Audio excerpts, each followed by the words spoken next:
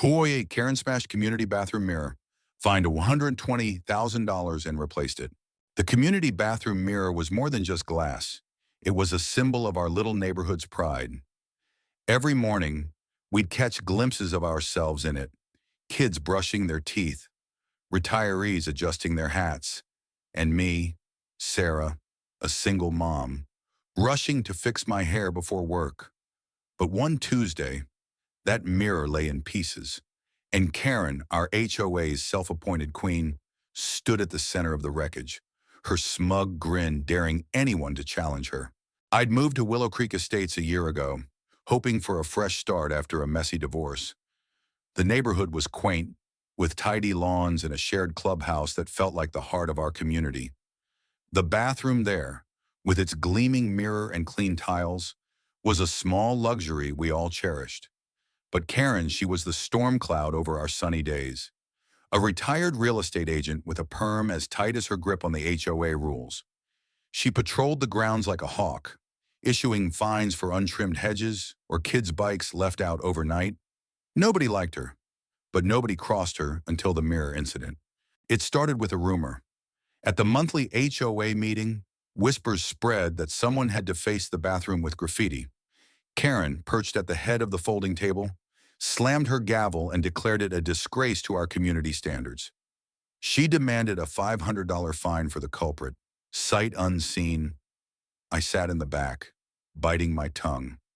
My son, Ethan, 14 and rebellious, had been sneaking out lately. I worried he might have been involved, but he swore he hadn't touched the bathroom. Still, Karen's accusations felt like a noose tightening around us all. The next day, I walked into the clubhouse bathroom and froze. The mirror was intact, but a crude smiley face was scrawled across it in red marker. It was sloppy, juvenile, and definitely not Ethan's style. He was more into skateboards than vandalism. I grabbed a sponge from the supply closet, hoping to scrub it off before Karen noticed. But as I wiped, the marker smeared, leaving streaks that made the mirror look worse. Frustrated, I tossed the sponge and headed home, figuring I'd report it later. That evening, a piercing crash echoed through the neighborhood. I ran to the clubhouse, joining a growing crowd. The bathroom door was ajar, and there was Karen, standing amid shards of glass, a hammer in her hand. Her face was flushed, her eyes wild. "This is what happens when you let delinquents run wild," she shouted, pointing at the broken mirror. The crowd murmured, confused. She claimed she'd caught the vandal in the act and smashed the mirror to teach them a lesson. But no one else was there. No kid, no culprit, just Karen and her hammer. I stepped forward, heart pounding. "Karen, what are you talking about?" "There's no one here." Her eyes narrowed, and she jabbed a finger at me. "Don't you dare question me. Sarah, I know it was your brat. Ethan. I saw him lurking around."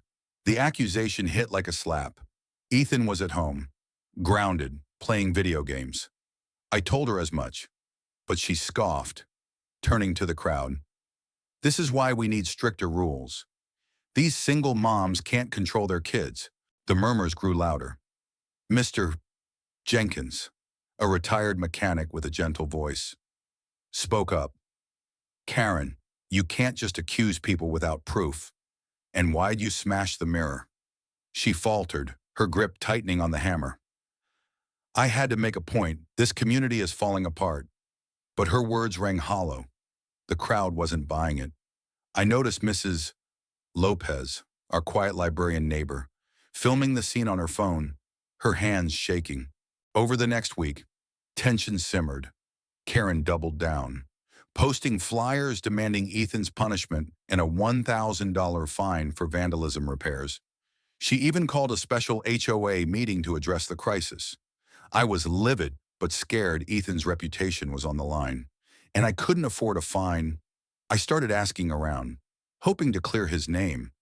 That's when I met Jake, the clubhouse janitor, a wiry guy in his 60s who'd been invisible to most of us. He pulled me aside one morning, his voice low. "Sarah, I saw something that night." Karen wasn't chasing a vandal.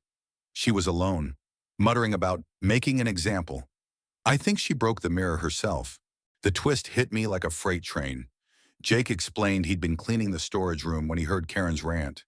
He didn't come forward earlier because he feared losing his job. Karen had threatened him before over petty things like mop streaks. I convinced him to share his story at the next meeting, promising we'd back him up. He hesitated but agreed, his eyes tired but resolute. The meeting was a powder keg. Karen stood at the podium, her usual smugness intact, reading a list of Ethan's offenses, all fabricated. I clenched my fists, waiting for the right moment. Halfway through her speech, Jake stood, his voice shaky but clear. Karen's lying. I saw her smash the mirror. There was no vandal. The room erupted. Karen's face went pale, then red. That's absurd, she screamed. You're fired, Jake. But Mrs. Lopez stepped forward, holding up her phone. I've got it on video. Karen, you, the hammer, the mirror, all of it. The crowd roared, demanding answers. Karen stammered, claiming she was protecting the community, but the evidence was undeniable. Mrs. Lopez played the video Karen, alone, swinging the hammer with a manic gleam in her eyes, glass shattering around her. The room went silent, then exploded again. Mr. Jenkins called for an emergency vote to remove Karen as HOA president. It passed unanimously, but the story didn't end there. The community filed a formal complaint, and the HOA board launched an investigation. It turned out Karen had been skimming funds from the maintenance budget for years, using her power to silence dissent. The broken mirror was just the tip of the iceberg. She'd staged the vandalism to justify more fines and control. The board didn't stop at ousting her. They sued her for damages, citing the mirror's cost, emotional distress, and her financial misconduct. The court didn't hold back. Karen was fined $120,000, forced to pay for a new mirror, and banned from ever holding an HOA position again. Replacing the mirror was bittersweet. The new one was pristine, but it couldn't erase the months of tension. Karen moved away shortly after. Her house sold at a loss. Rumors swirled that she'd tried to start trouble in another neighborhood, but no one here cared anymore. We had our bathroom back, our community whole again.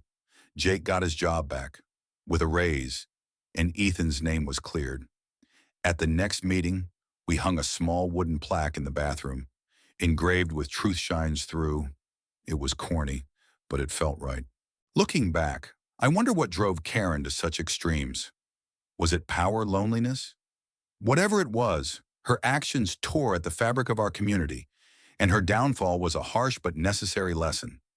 Justice isn't always swift, but when it hits hard. What do you think? Did Karen get what she deserved? Or was there another way to handle it? Share your thoughts. We're all ears.